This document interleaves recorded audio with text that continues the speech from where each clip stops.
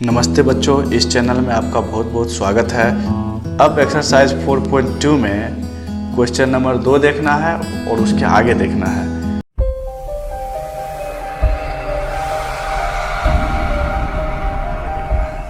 तो question number 2 में दिया गया है कि उदाहरण 1 में दी गई समस्याओं को हल कीजिए। उदाहरण 1 में दी गई समस्या क्या है?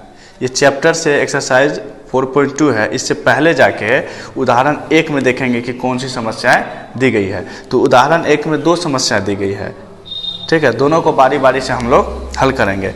तो पहला समस्या क्या है वो देखते हैं। निम्न स्थितियों को गणितीय रूप में व्यक्त कीजिए। पहला है, जॉन और जीवंती दोनों के पास कुल मिलाकर 45 कंचे हैं। दोनों 5-5 कंचे खो देते हैं और अब उनके पास कंचों की संख्या का गुणनफल 124 है। हम जानना चाहेंगे कि आरंभ में उनके पास कितने कितने कंचे थे। अब यहाँ पे 2 लोग हैं, जॉन और जीवंती। दोनों के पास कुल मिलाकर 45 कंचे हैं। तो देखना चाहेंगे कि जॉन के पास कितने कंचे थे और जीवंती के पास कितने कंचे थे, ठीक है। तो इसको हम लोग हल करते हैं। माना कि जॉन के पास कंचों की संख्या x तथा जीवंती के पास कंचों की संख्या ये हो जाएगा 45 - x। प्रश्न से दोनों 5-5 कंचे खो देते हैं, 5-5 कंचे खो देते हैं। तो दोनों में से 5 घट जाएगा। अभी जॉन के पास x कंचा है, 5 खो देते हैं तो x - 5। जीवंती के पास 45 - x कंचा है, ये भी 5 खो देती है तो -5। और दोनों का गुणनफल ये है 124, ठीक है। तो क्या करेंगे? माना कि जॉन के पास कंचों की संख्या x तथा जीवंती के पास कंचों की संख्या 45 - x। अब ये 45 - x कैसे आया? जॉन और जीवंती दोनों को मिला के 45 कंचा है। इसको थोड़ा समझ लेते हैं। जॉन प्लस जीवंती, ये दोनों को मिला के 45 कंचा है और हमने जॉन के पास x कंचा माना है प्लस जीवंती इक्वल टू 45। तो जीवंती इक्वल टू 45 प्लस x को उधर करेंगे, बराबर के उस साइड ले जाएंगे तो -x हो जाएगा। तो क्या देख रहे हैं कि जीवंती के पास कंचा कितना हो गया? 45 - x। तो इस तरह से हम लोग जीवंती के पास कंचों की संख्या 45 - x मानेंगे। और यहाँ दिया हुआ है कि दोनों का गुणनफल 124 है, ठीक है। तो जॉन के पास 5 कंचा खो देने के बाद बचा है x - 5 और जीवंती के पास 5 कंचा खो देने के बाद कितना बचा है? 45 - x - 5। दोनों का गुणनफल ये है 124। फिर इसको आगे देखते हैं, सॉल्यूशन करेंगे। x - 5 इंटू 45 में 5 घटेगा, 40 बचेगा, -x इक्वल टू 124। अब यहाँ पे गुना होगा, x का गुना 40 के साथ, फिर x के साथ, -5 का गुना 40 के साथ, फिर x के साथ। तो देखते हैं, गुना करते हैं। 40x - x², फिर -5 को 40 से गुना करेंगे, -200, फिर -5 को -x के साथ, प्लस 5x इक्वल टू 124 हो जाएगा। अब यहाँ पे 40x और 5x ये दोनों समान जाति का पद है, दोनों जुड़ के हो जाएगा 45x -x² -200 और 124 को इस साइड ले आएंगे, -124 में बदल जाएगा इक्वल टू 0। कुछ नहीं बचेगा RHS में तो 0।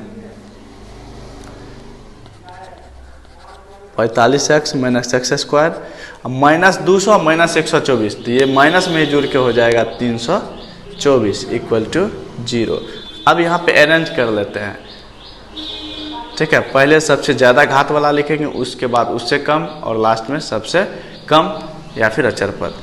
माइनस एक्स स्क्वायर प्लस में 45x है माइनस 324 इक्वल टू 0।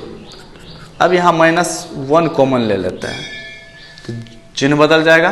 ब्रैकेट के अंदर माइनस एक्स स्क्वायर है, ये प्लस में हो जाएगा एक्स स्क्वायर, प्लस 45x है माइनस 45x प्लस 324 माइनस 324, ये बदल जाएगा प्लस 324 में।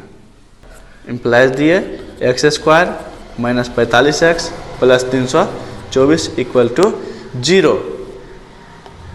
-1 को हम इधर कर देंगे, गुना में है तो उस साइड में जाएगा तो ये बटा में हो जाएगा 0/-1। X square minus 45x plus 324, 0 में -1 से भाग लगाएंगे 0 हो जाएगा। अब यहाँ हम लोग इसका हल करते हैं, मूल निकालते हैं। a बराबर 1, b बराबर -45, c बराबर 324। यहाँ एक्स स्क्वायर के पहले जो रहेगा उसको हम लोग a कहते हैं, ठीक है, क्योंकि जब इसको द्विघात समीकरण के रूप में सजाएंगे तो ऐसा होगा।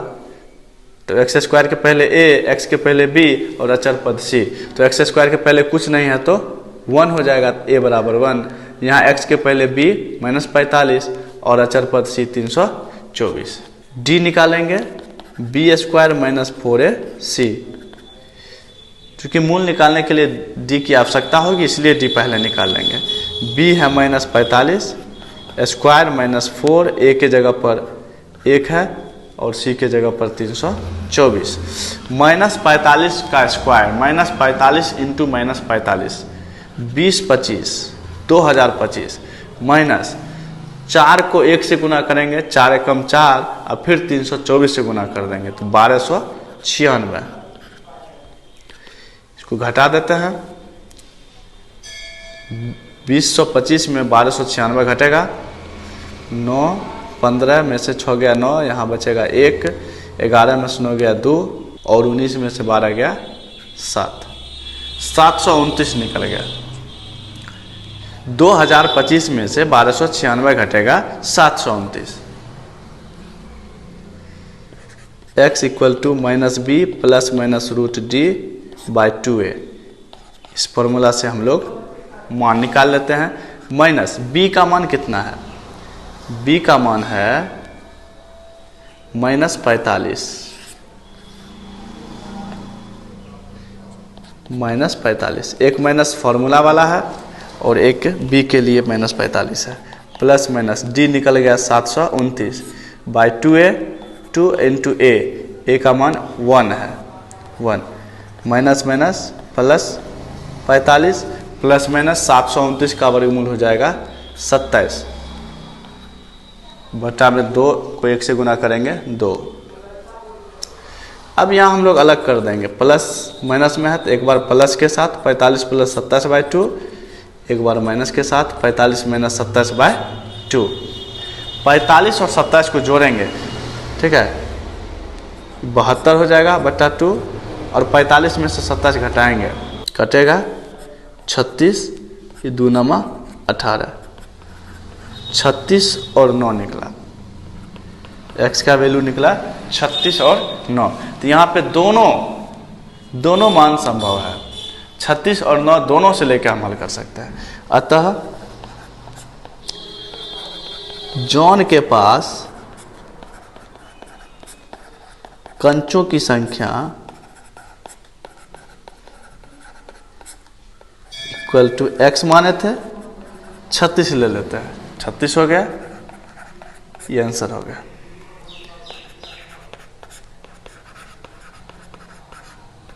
तथा जीवंती के पास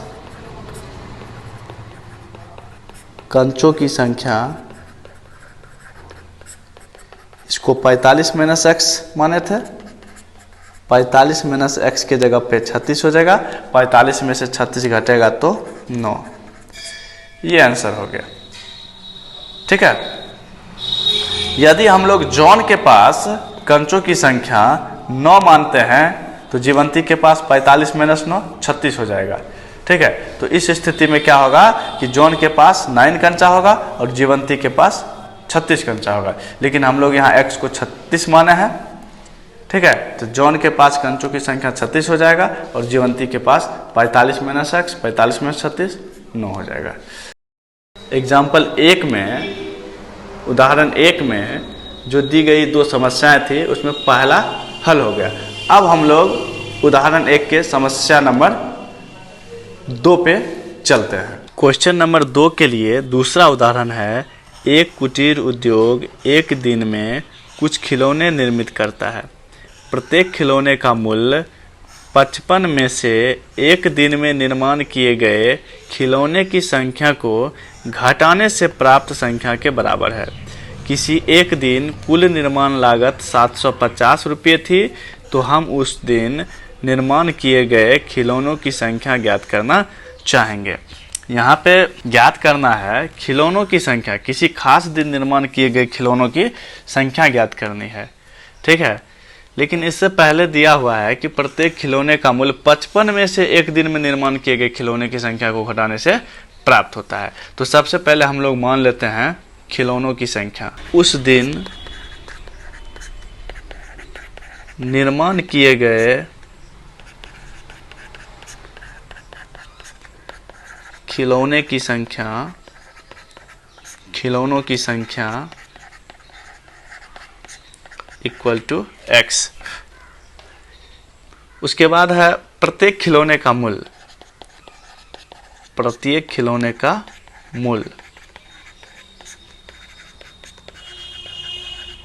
यहाँ तथा जोड़ देंगे, तथा प्रत्येक खिलौने का मूल्य। यहाँ प्रत्येक खिलौने का मूल्य क्या हो जाएगा, 55 में से एक दिन में निर्माण किए गए खिलौने की संख्या को घटाने पे प्राप्त होता है। तो 55 में से घटा देंगे, एक दिन में निर्माण किए गए खिलौनों की संख्या क्या है, x है, x घटा देंगे, 55 माइनस x। प्रश्न से अब यहाँ पे उस दिन निर्माण किए गए खिलौनों की संख्या x है और एक खिलौने का मूल्य 55 माइनस x है। तो उस दिन कितना निर्माण लागत का खिलौना बना है वो निकल जाएगा जब इसको दोनों को हम गुना करेंगे, ठीक है। तो दोनों को गुना करने से उस दिन निर्माण लागत जो भी है वो निकल जाएगा, और निर्माण लागत है 750, मतलब x का और 55 माइनस x का, इस दोनों का गुणनफल 750 के बराबर होगा। तो प्रश्न से हम लोग लिख सकते हैं x into 55 minus x equal to 750। अब यहाँ से हल करते हैं, पहले गुना करेंगे x को 55 के साथ, फिर x को x के साथ। x को 55 से गुना करेंगे 55x माइनस, फिर x को x से गुना करेंगे x square equal to 750। Imply देंगे, सेटिंग करके लिख देंगे माइनस x स्क्वायर पहले, फिर 55x प्लस में है 55x, 750 को इस साइड में लाएंगे तो माइनस 750 इक्वल टू 0। इम्प्लाई दिए, यहाँ शुरू में माइनस एक्स स्क्वायर है, इसको हटाना है तो -1 कॉमन ले लेंगे। अब सबका चिन्ह बदल जाएगा, एक्स स्क्वायर प्लस में, 55x प्लस में है तो माइनस में हो जाएगा, फिर 750 माइनस में है तो ये प्लस में हो जाएगा इक्वल टू 0।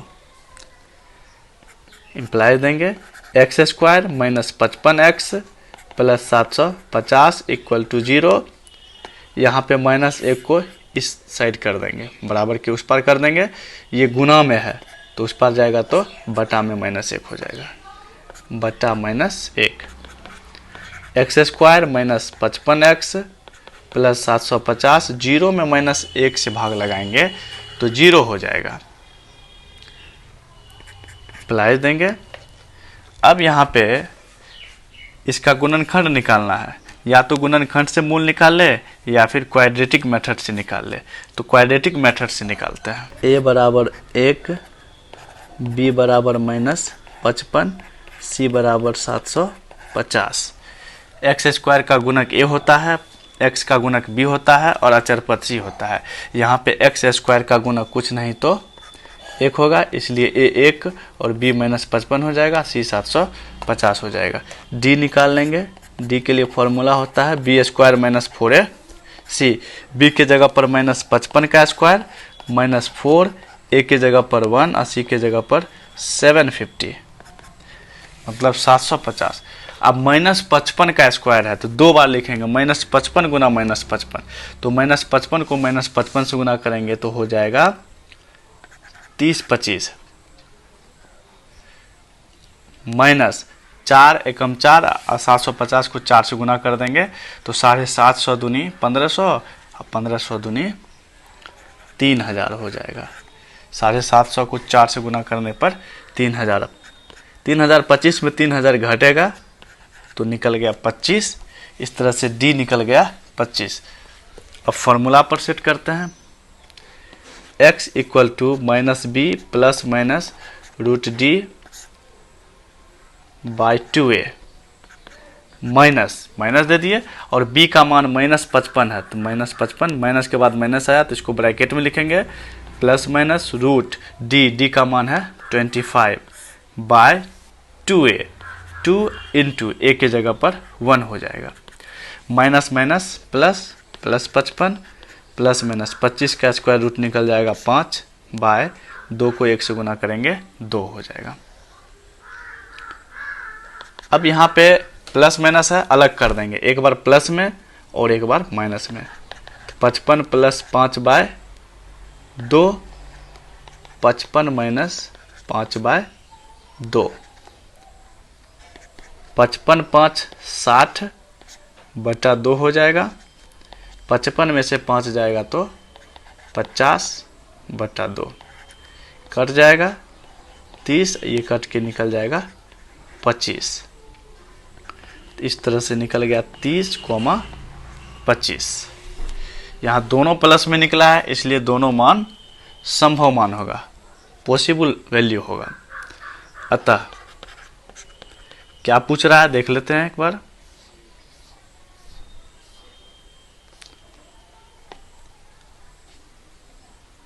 उस दिन निर्माण किए गए खिलौनों की संख्या ज्ञात करना चाहेंगे, तो उस दिन निर्माण किए गए खिलौनों की संख्या हम x माने हैं तो यही आंसर होगा। अतः उस दिन निर्माण किए गए खिलौनों की संख्या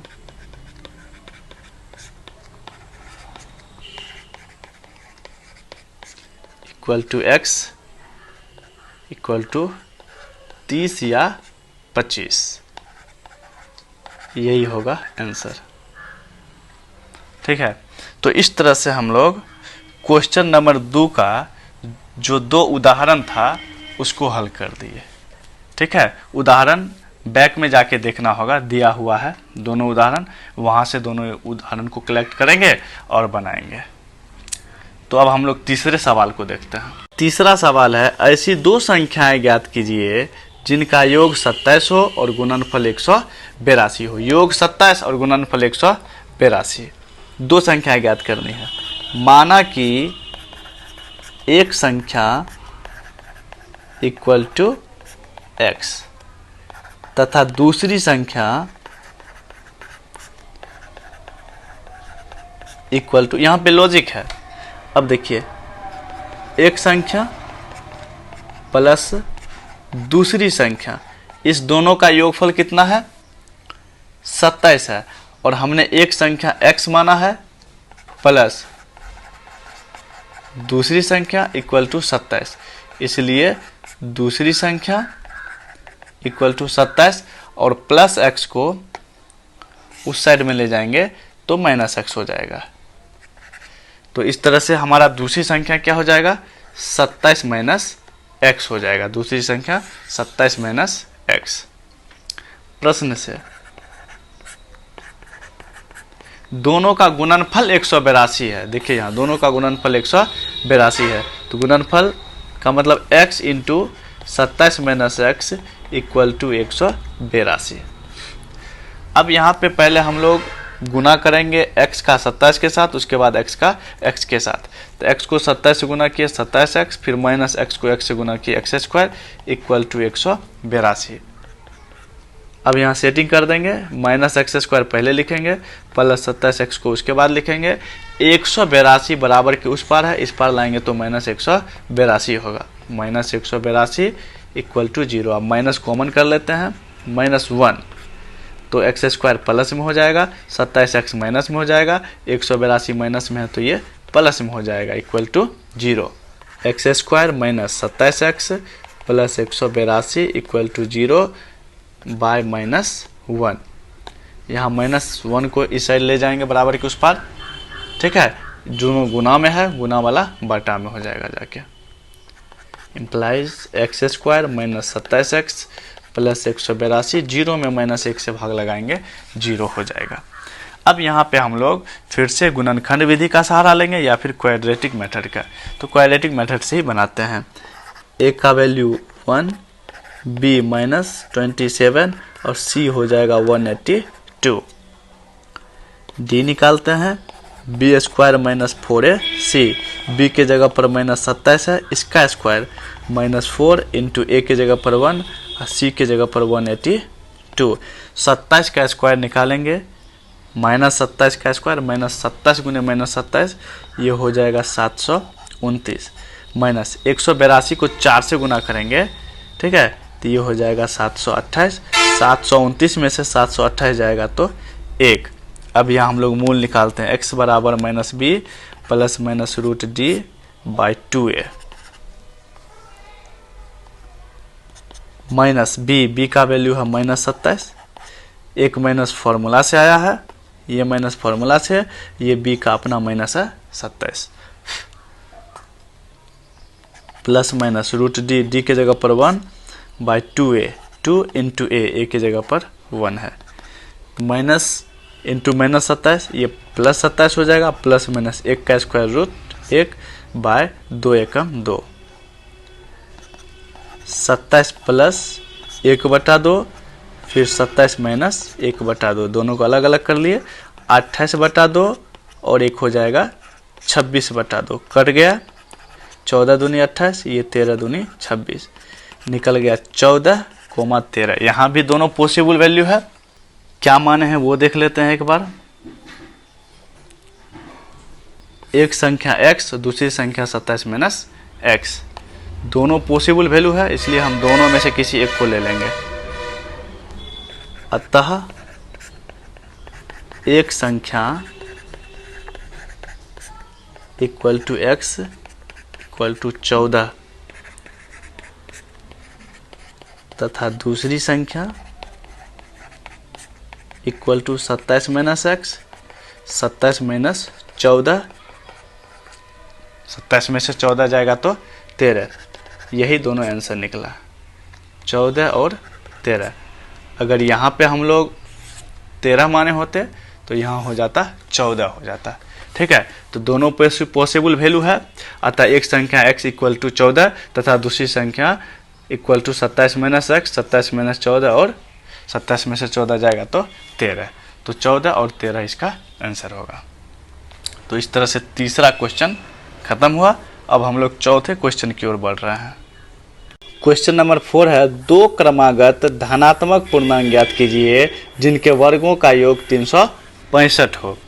कैसा पूर्णांक होना चाहिए? धनात्मक पूर्णांक होना चाहिए। दो क्रमागत है, माना कि एक धनात्मक पूर्णांक इक्वल टू x तथा दूसरी धनात्मक पूर्णांक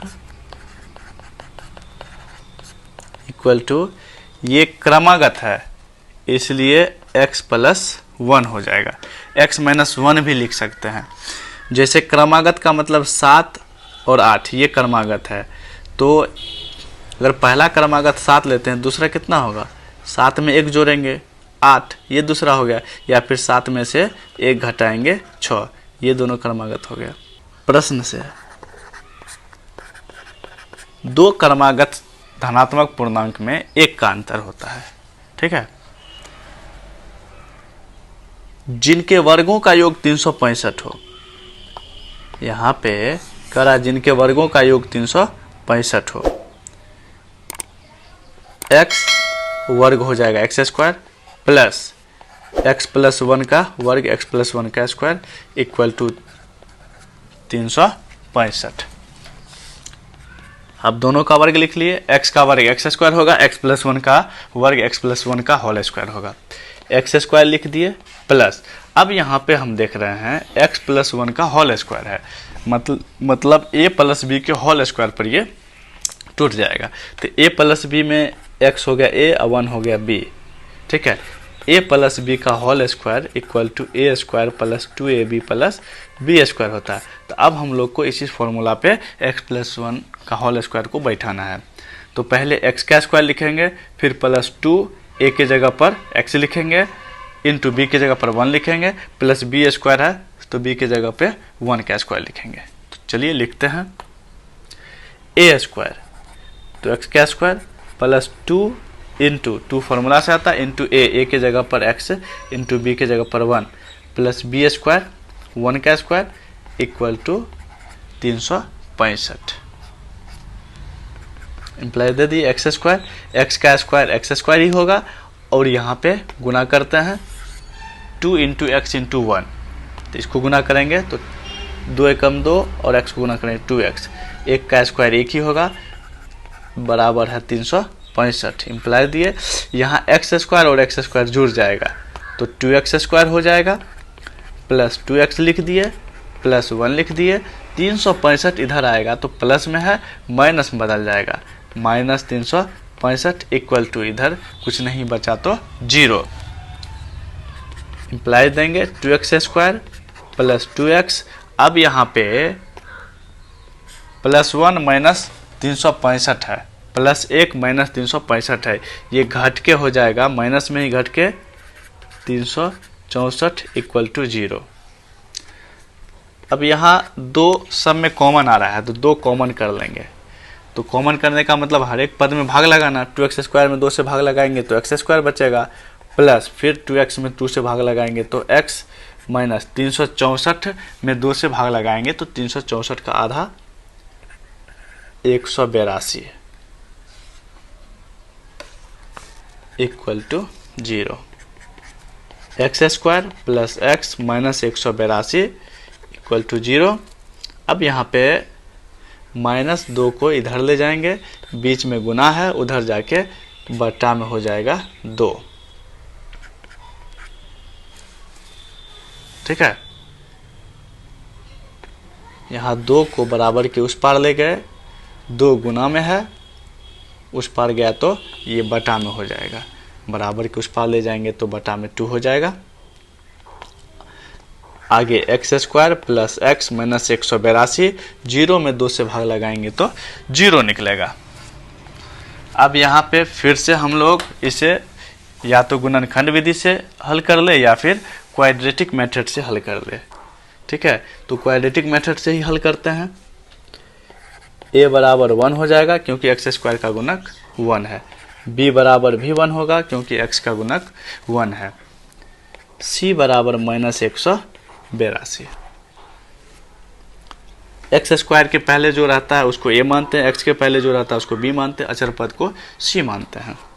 तो a b c लिख दिए। अब d का मान b square minus 4ac, b के जगह पर 1 का स्क्वायर माइनस 4 इंटू ए के जगह पर 1 इंटू सी के जगह पर माइनस 182, 1 का स्क्वायर 1 होगा, माइनस 4 1 माइनस 182 को गुना करेंगे, माइनस माइनस प्लस, और 182 को 4 से गुना करेंगे तो 4 दूनी 8, 18 चौक 72, 728, और 1 जोड़ देंगे तो 729 हो जाएगा। x बराबर minus b plus minus root d by 2a, minus लिख दिए। और v का वैल्यू कितना है, v का वैल्यू 1 है, 1 प्लस माइनस रूट डी का वैल्यू है 729 729 बट्टा 2 इंटू ए का वैल्यू कितना है, a का वैल्यू है 1, तो एक ही जगह पर 1 डाल दिए, माइनस 1 प्लस माइनस 729 का जब स्क्वायर रूट निकालेंगे तो 27 निकलेगा बाय 2 एकम 2। वर्गमूल निकालना आप लोग क्लास 8 में पढ़े होंगे, गुणनखंड विधि से, भाग विधि से भी। यहाँ अलग अलग करेंगे, minus 1 plus 27 by 2, minus 1 minus 27 by 2।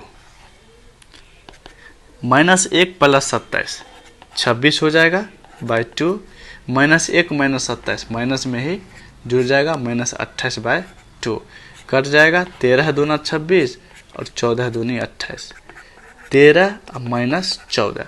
अब यहाँ पे प्रश्न कर रहा है कि दो क्रमागत धनात्मक पूर्णांक, जबकि -14 क्या है, ऋणात्मक पूर्णांक है, इसलिए -14 इम्पॉसिबल वैल्यू हो जाएगा, असंभव मान हो जाएगा, क्योंकि प्रश्न ही कह रहा है ये असंभव मान हो जाएगा, क्योंकि प्रश्न ही कह रहा है कि दो क्रमागत धनात्मक पूर्णांक होना चाहिए, इसलिए पॉसिबल मान क्या होगा, पॉसिबल वैल्यू क्या होगा, x का 13 हो जाएगा। ठीक है, तब फिर से हम लोग देख लेते क्या माने हैं।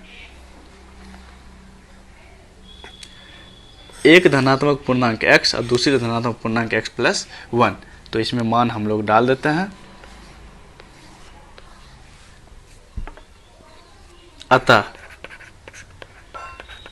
एक क्रमागत लिख भी सकते हैं, नहीं भी लिखेंगे तो कोई दिक्कत नहीं, लिख देते हैं। अतः एक क्रमागत धनात्मक पूर्णांक = x = 13, ये आंसर हो गया। तथा दूसरी क्रमागत धनात्मक पूर्णांक = x + 1, x के जगह पर 13 + 1, 13 × 1 = 14। ठीक है, अतः इससे स्पष्ट होता है कि दो लगातार धनात्मक पूर्णांक, क्रमागत धनात्मक पूर्णांक 13 और 14 होगा, जो इस क्वेश्चन के इक्वेशन को सेटिस्फाई कर सकता है। तो इस तरह से इस क्वेश्चन का हल हम लोग देखें। अब अगले क्वेश्चन की ओर बढ़ रहे हैं। क्वेश्चन नंबर 5 है, एक समकोण त्रिभुज की ऊंचाई इसके आधार से 7 cm कम है। मतलब ऊंचाई आधार से 7 cm कम है, यदि कर्ण 13 cm का हो तो अन्य दो भुजाएं ज्ञात कीजिए। हल, सबसे पहले हम लोग इसका फिगर देख लेते हैं। समकोण त्रिभुज है जिसकी ऊंचाई आधार से 7 cm कम है।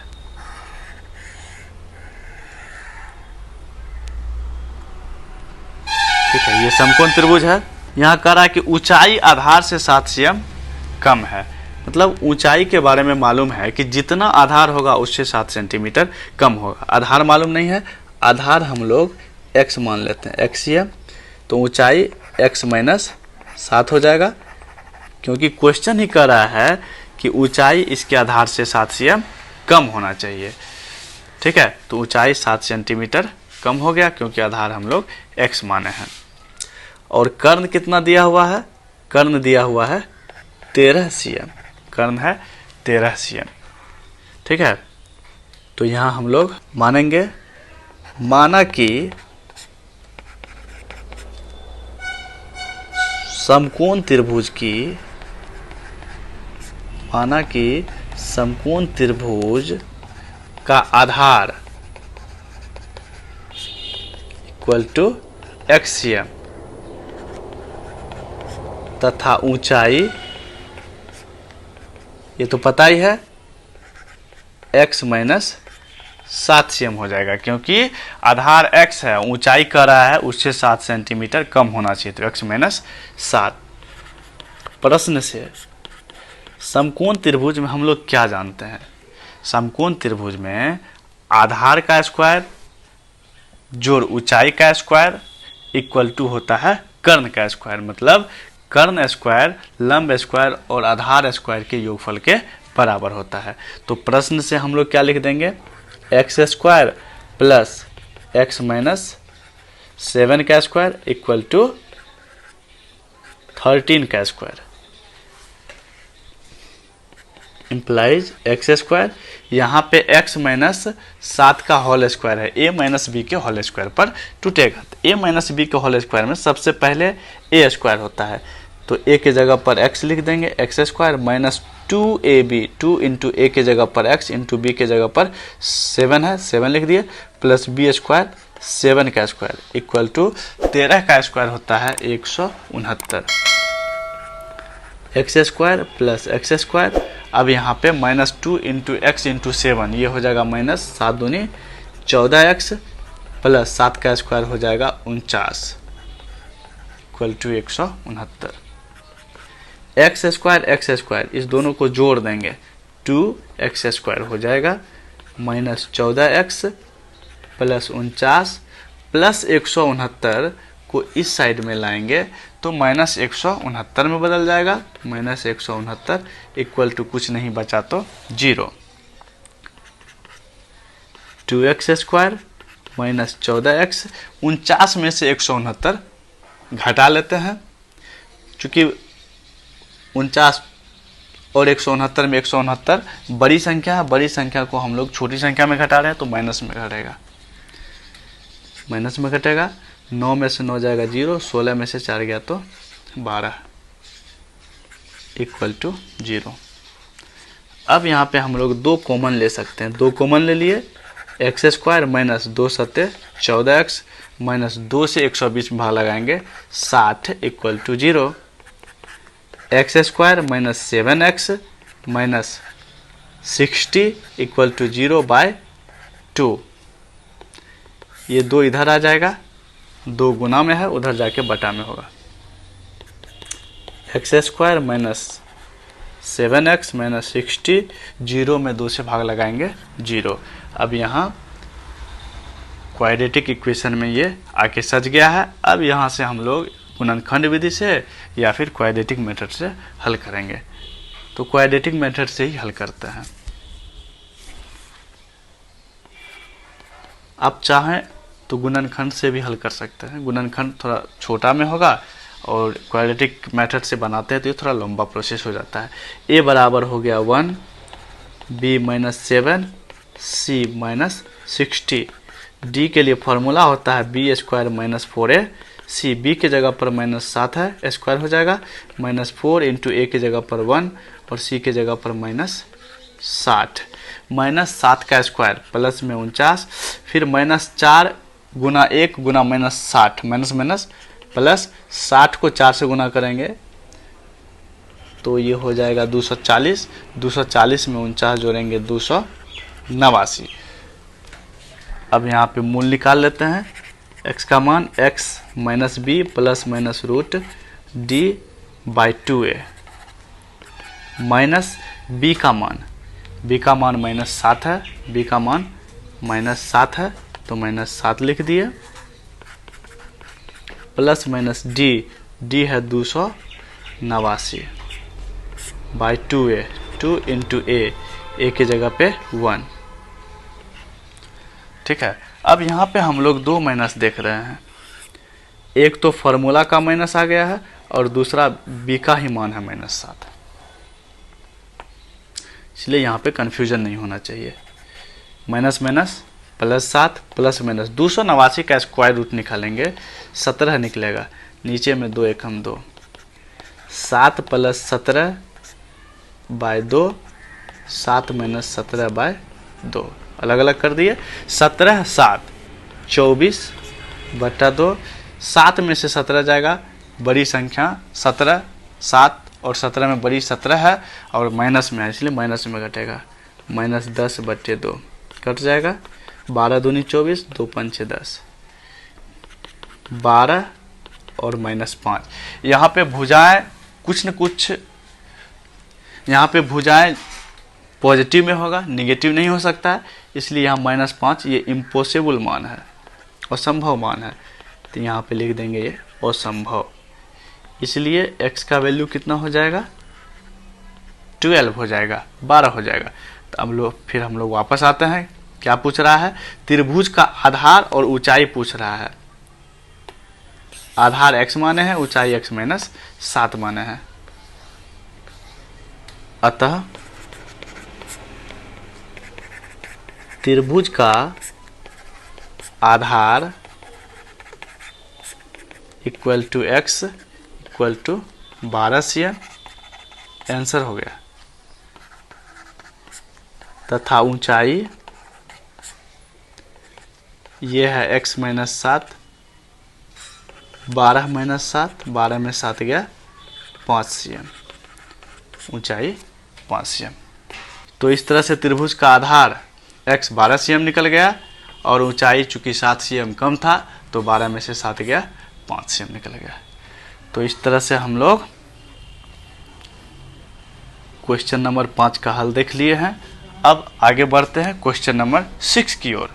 क्वेश्चन नंबर 6 है, एक कुटीर उद्योग एक दिन में कुछ बर्तनों का निर्माण करता है। एक विशेष दिन यह देखा गया कि प्रत्येक नग की निर्माण लागत उस दिन के निर्माण किए गए बर्तनों की संख्या के दोगुने से 3 अधिक है। यदि उस दिन की कुल निर्माण लागत 90 रुपया थी तो निर्मित बर्तनों की संख्या और प्रत्येक नग की लागत मूल्य ज्ञात करें। निर्मित बर्तनों की संख्या और प्रत्येक नग की लागत मूल्य ज्ञात करनी है। यहाँ पे नग की निर्माण लागत बर्तन की संख्या के दोगुने से 3 अधिक है। यहाँ निर्माण लागत के बारे में पता है कि जितना बर्तन होगा उसके दोगुने से 3 अधिक होगा। ठीक है, तो सबसे पहले हम लोग बर्तनों की संख्या मानते हैं। माना कि बर्तनों की संख्या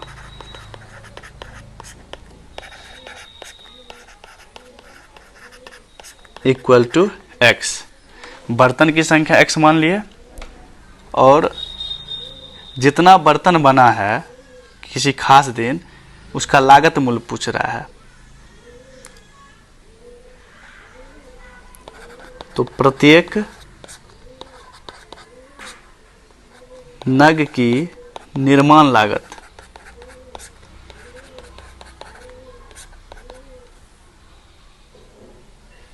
और निर्माण लागत क्या है? उस दिन निर्माण किए गए बर्तनों की संख्या के दोगुने से 3 अधिक। तो उस दिन निर्माण किए गए बर्तन x है, x के दोगुने मतलब 2x, इससे 3 अधिक तो प्लस 3, ये हो जाएगा नग की निर्माण लागत। प्रश्न से अब देखो बर्तनों की संख्या x है, बर्तनों की संख्या x है और निर्माण लागत है 2x प्लस 3।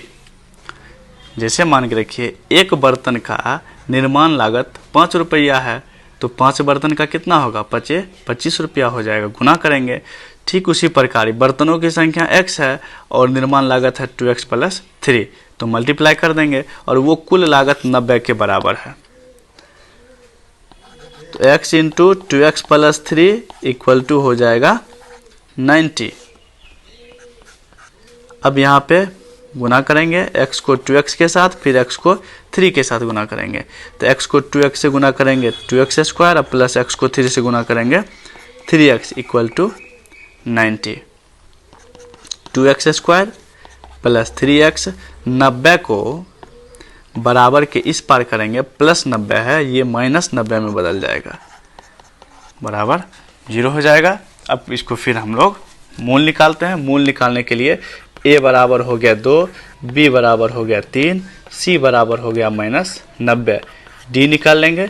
d के लिए फॉर्मूला होता है B square minus 4ac। b के जगह पर 3 का स्क्वायर माइनस 4, a के जगह पर 2 और c के जगह पर माइनस 90 है। 3 का स्क्वायर 3 3 9, माइनस माइनस प्लस हो जाएगा, ये माइनस ये दोनों प्लस हो जाएगा, प्लस लिख दिए। 4 दूनी 8, 8 को 90 से गुना करेंगे, 9 8 72, 720। 720 में 9 जोड़ेंगे तो 729। अब यहाँ से मूल निकाल लेते हैं। x बराबर होगा minus b plus minus root d by 2a। Minus b का वैल्यू कितना है? b का वैल्यू है 3 है तो 3 लिख दिए, plus minus root under d और डी का वैल्यू है 729 तो 729 लिख दिए बाय 2a। 2 इंटू a की जगह पे 2, a का मान 2 है, माइनस 3 प्लस माइनस 729, इसका स्क्वायर रूट हो जाएगा 27 बाई 2 दूनी 4।